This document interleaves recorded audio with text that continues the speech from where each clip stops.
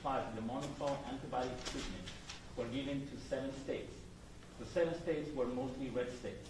It was Alabama, Texas, Florida. Yeah, well, Georgia, why is that, though? And, Why is that? I understand that the Biden administration was trying to even up the ground for the other states, since these red states, 7 red states, including Florida. Well, but why was that the case? So the question is, last summer there were a handful of states, and he's terming them red states. I don't know why that would matter. Who had the Delta wave was a southern wave.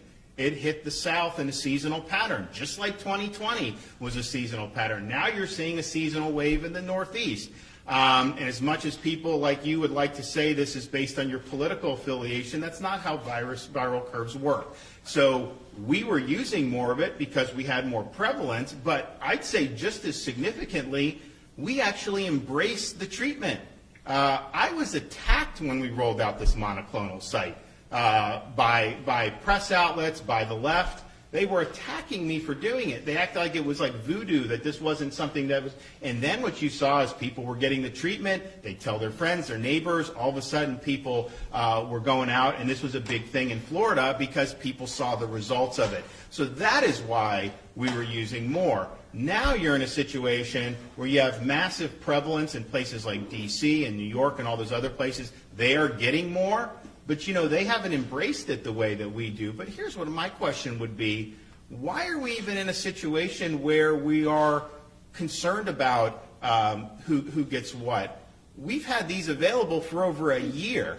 Why aren't there enough? If the federal government has taken control of this, why didn't they ensure that there would be plentiful supply of this to be able to keep people from being hospitalized because of COVID? Why were they asleep at the switch on that? Why not do it? And why, especially after you saw the positive effect it had in dealing with Delta in the southern states, why wouldn't you have done it?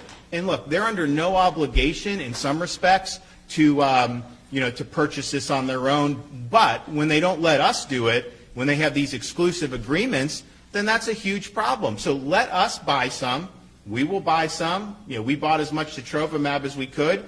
That's now off the table. So let's just be real here. The fact that we're even talking about over a year, this stuff came out in December of 2020 under EUA.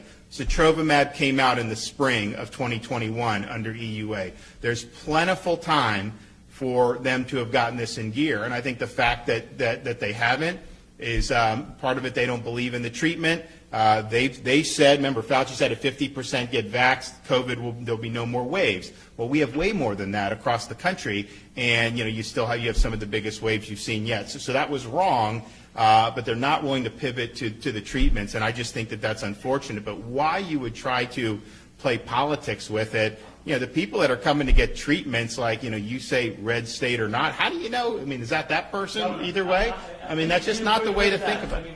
I apologize for saying red states, but these have been states that have been very resistant to vaccines and masks. That's not true. First of all, that's not true. Florida, Florida over the summer and today has had higher vaccination rate than the U.S. as a whole. That's just the fact. We've had the highest in the Southeast for pretty much the whole time. We have over 90% of our elderly population for many months has had vaccination.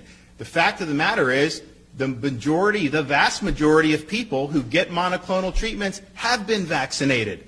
I know that doesn't fit the narrative. Go down and look at the Miami-Dade site. They actually put it out every day. How many people got treatments, how many were vaxxed versus not vaxxed, and it's always 2, 3, 4 to 1 vaxxed to unvaxxed. So that's just the reality. And so to use the vaccine as a reason to deny treatment or our policies regarding, and let's be honest, they wanted mandatory vaccinations. That's what they were pushing for.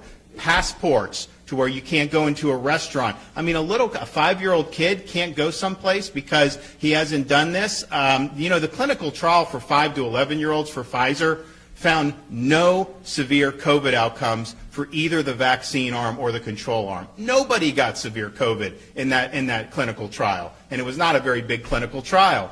And so, okay, Not one severe case, so why would you deny a kid the ability to do it? But that's what they wanted to do. They wanted it to be mandatory to even send a kid to school with COVID vaccine. They wanted a whole bunch of other policies, and we resisted that. They wanted people to lose their jobs. If they had their way, you would have police officers fired because of this choice. Firefighters would be terminated because of this choice. Nurses, we've stood up for nurses and saved a lot of jobs. So Florida did that. We were one of the few states that stood up and said, we are not going to deny you the ability to earn a living based off your choice on a shot. And that is much different than, I think, what you've seen from the federal leadership. But here we are looking at it now. Clearly those heavy-handed policies have not worked, because if they did work, they would not be dealing with any significant COVID right now. And so we just have to understand that, and what great cost have they imposed on our social fabric, on our economy, on people's conception of their individual rights. I mean, it has been a disaster. But even putting that aside, the fact that we approached it different from a mandate perspective is not a basis to deny treatment to Floridians who may need it. So Joe's going to keep fighting, I'm going to keep fighting, we're all going to keep fighting. We have the infrastructure in place. If those shipments come, there'll be another site in Jacksonville the next day. If they come, there'll be sites in South Florida, Central Florida, all across. We're ready. The legislature, we got the money. We have money set aside. We're ready.